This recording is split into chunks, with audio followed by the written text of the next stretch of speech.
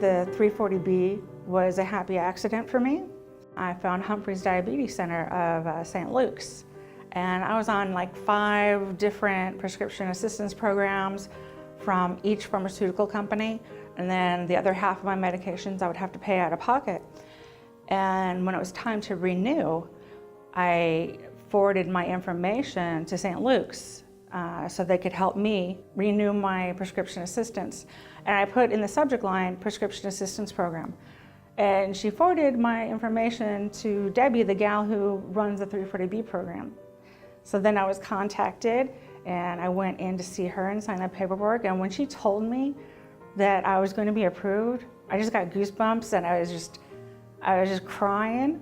I didn't expect to cry. It was just so overwhelming. It made me feel so good because every month you have to figure out, well, what medications can I fill this month? Do I need my asthma medicine? Which do I need more, my asthma medicine or my heart medicine? And I always need my insulin because I wouldn't even live 3 days without the insulin. And when I couldn't afford the right medication, I would fear becoming one of those people who you see on the street talking to themselves. And I definitely didn't want to be like that. And there's such a stigma attached to mental health issues. And you see these people walking around and there, but for the grace of God, go I.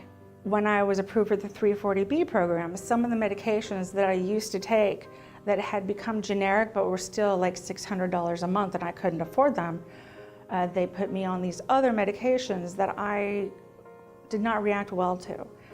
And I was stuck with either having a bad reaction or not being able to afford my medication. And qualifying for the 340B program allowed me to take the medications that actually worked for me.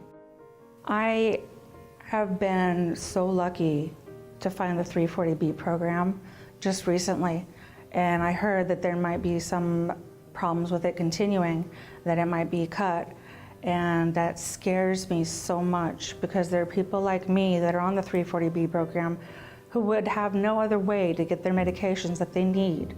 And to stay healthy, they would have to keep going into the hospital, getting medications for a few days, and then having to be discharged from the hospital and not getting all the help they need. But the 340B program needs to stay around to help people.